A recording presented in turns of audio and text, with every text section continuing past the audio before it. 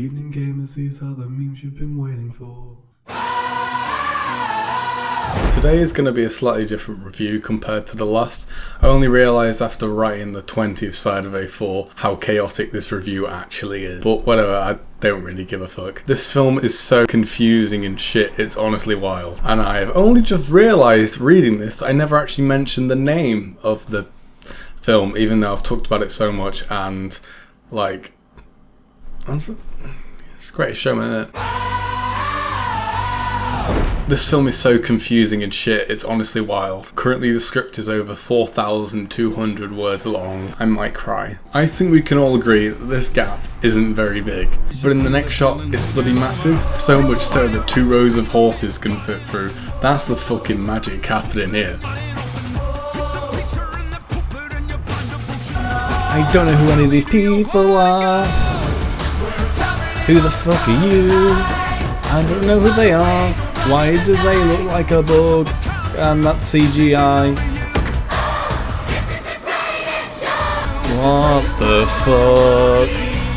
I just gotta point out that the lights and the people being lit up aren't in sync. It's quite a fast shot really, so you don't really recognise it. But this big brain boy did. I don't get how they can cock it up, but this film does feel very fixed in post.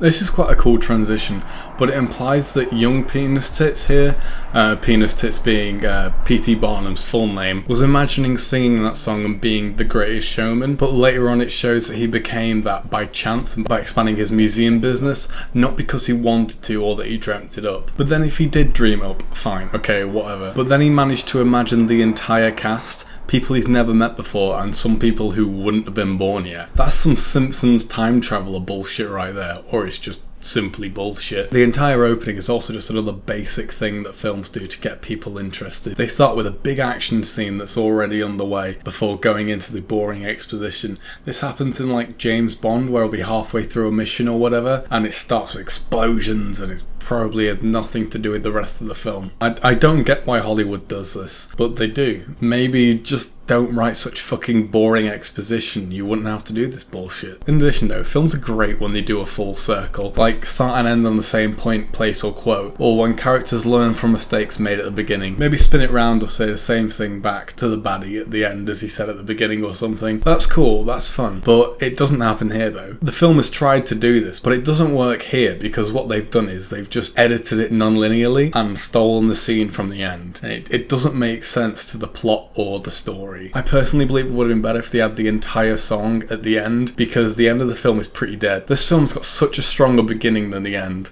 If you've seen the film, have a think. How does the film end?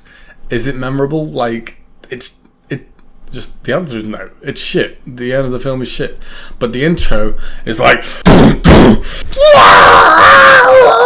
yeah, you see what I mean? It's like, you know, the intro's good. Apart from it doesn't make sense, but it's good. So there's a little conflict there with what I'm saying, but you understand the point. And I also really hope I'm not wearing the same t-shirt as I was in the last one, because that'll make it look like I don't have any clothes. I mean, I don't have any clothes, but no. Would you say that Penis Tits' dad is black?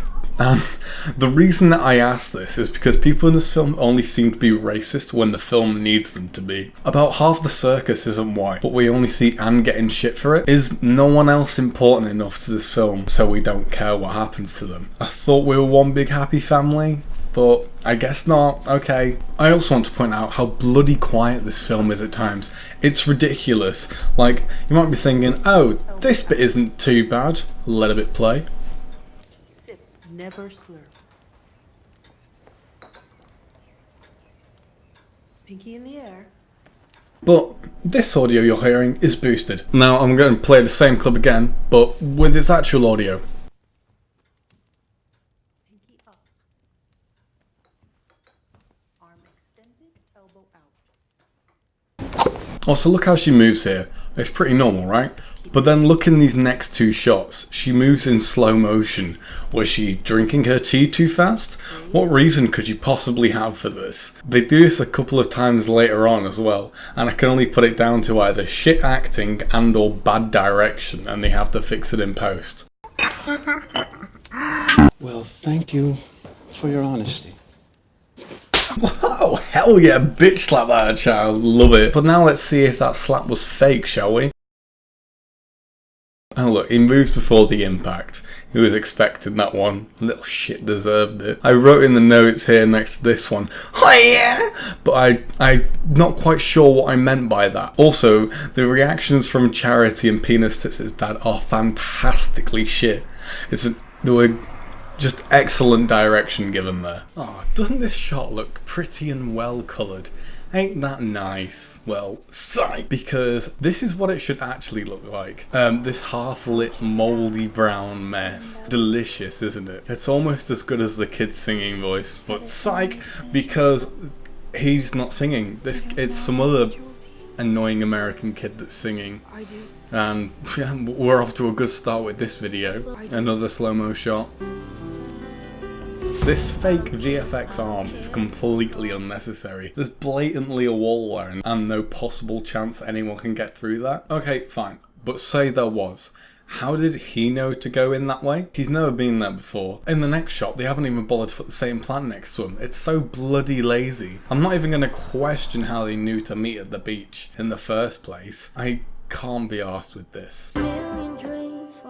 Right, now you see these fucking lamps. I see them everywhere and I hate them. This is the broken, like, one of them, but they're fucking everywhere. I bought one for Harry because he said he actually liked them, but I despise them. They're just like, I even see them in like Rainbow Six Siege and stuff. It's like, the lamps are everywhere. It's just something that really gets to me. It's the same colour of that fucking car over there as well. I can see it out my window. It's just, honestly, I wouldn't be surprised if like the fucking neighbours have one. Because I'm at Dad's house, I live like on the main road, so if you see like cars and shit, not like going past me, but like reflections, that's why. But yeah, I wouldn't be surprised if I could just see one just glaring at me outside the window like it's fucking Monster House or some shit. Like, you fucking cunts. Right. Sounds crazy, it's crazy, it's crazy. They can say we've lost. Do I even need to comment on how much bullshit these dropping the materials thing is? Also, right, this man is making a suit, isn't he? Why the fuck does he have these disgusting colours, firstly? And secondly, why would he bring such big fucking sheets of this shit to the guy's house? I thought he gets the measurements, make the template like he was doing when he bitch slapped the kid, and then go do that elsewhere. Why is all this shit there? It just seems very odd and I don't quite understand it, but it's so they can do the pretty and he can do the oh no I'm running away thing. Well no, it doesn't go oh no I'm running away. He goes oh no Charity's leaving, and then his dad dies in the next shot. But he does have fantastic handwriting for a peasant boy. I've never seen a cripple write with just such clarity. Oh, is that fucking dead? He's fucking dead. I don't know if we're supposed to care about this, but he literally just stands there singing, and it's like, okay, he just literally goes from one shot and then fucking dead, and like, he's like, oh no, what a shame that is. Oh god, poor peasant boy becomes homeless, picks up a hat. Basically what I'm doing here is I've got Premiere Pro document open on my script, so I know what I'm talking about basically, because I've done this in a weird way, which is what my issue is with it. I've just seen the hey! The guy doesn't even sync up. On the recording, he must have said something different, because that face does not, his mouth don't say hey, but the sound do. Where is the cripple? There she is. Oh, this nice old deformed woman has just given me some food so I don't fucking die. Ain't that nice? Let's remember that in 20 years and enslave as many shitty cripples as we can get our privileged greasy hands on. Because that's apparently what's just happened here. That's like, oh, I see a starving boy. I'm gonna give him what I can on hand. And also, I'm not quite sure why it's an apple. Why can't it just be like the loaf of bread that he actually wanted? A little bit more sustenance.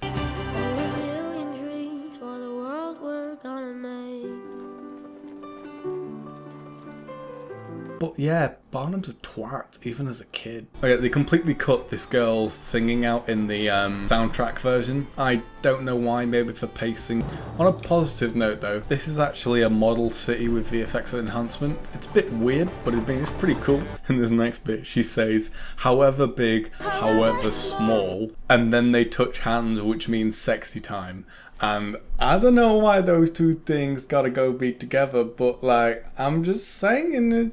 I don't know what I'm saying, but there's just possible implications there. Also, the moon in the background of this big dance and stuff is actually a big mural, and which is pretty cool. I don't know why they've done that as well, but they did. I guess they spent more time on like actual stage art rather than making it a good film.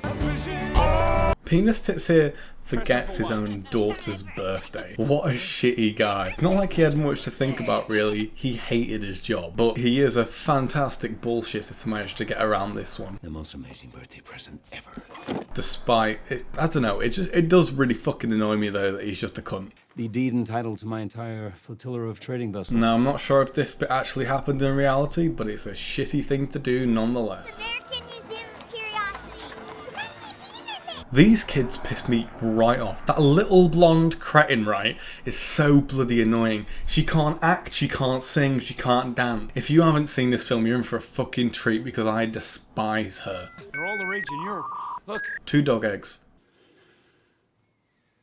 Right, this bit also really fucking annoys me because Barnum is such a cunt here, right? Oh yeah, I know that cripple, let's fucking exploit him. And a throwback to that lovely deformed lady who helped me out. What a great sob story that would be. I can't believe that it's like, we need something interesting and alive in my museum, as his daughter suggests. But like, his immediate thing goes back to, let's get some people with deformities. Oh, it's disgusting. And I must say though, at least the film's Tom Thumb isn't actually 4 years old like the real Tom Thumb was. The real Charles was forced to drink wine and smoke in front of a rich audience, but he was actually a very good impersonator and have to do little performances and shit. He wasn't just the general.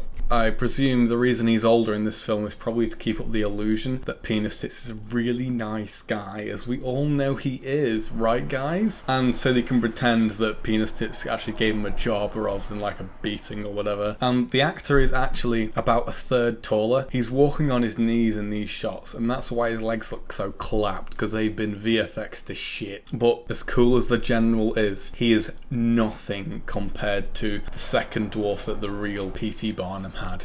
He was called Commodore Nut. I am not joking. George Washington Morrison Nut. It's a fucking fantastic name. I love it so much. Commodore Nut. Also, I was using some dictation software to write down the notes. Get the notes from these pieces of paper, right? Because that's the script that you're listening to kind of now.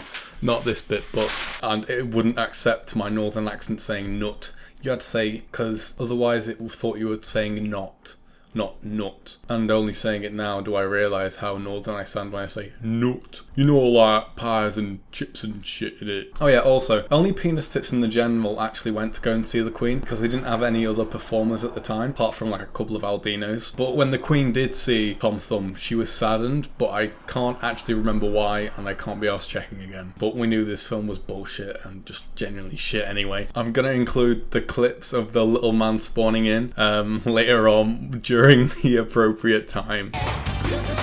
I'm no gun expert, but aren't these things supposed to be single shot? I didn't realise they had like a fucking magazine and little flintlock fuckers. How the bloody hell is this girl floating? Because I know she's probably being carried, but she's fucking gliding along. It's like she's on some fucking hoverboard on stilts. Back at it again with the little blonde bitch. She can't even fucking dance properly. Look at this shit. She fucking spins the wrong way. She can't do anything right.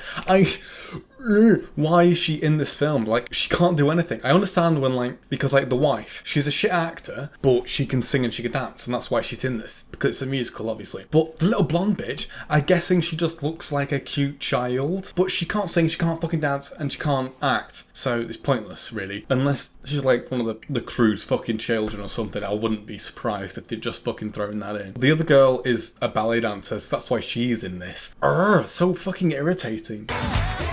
The slide that goes on for 17 years. Nice one, Penis Tits. that word you used to describe my show has a nice ring to it.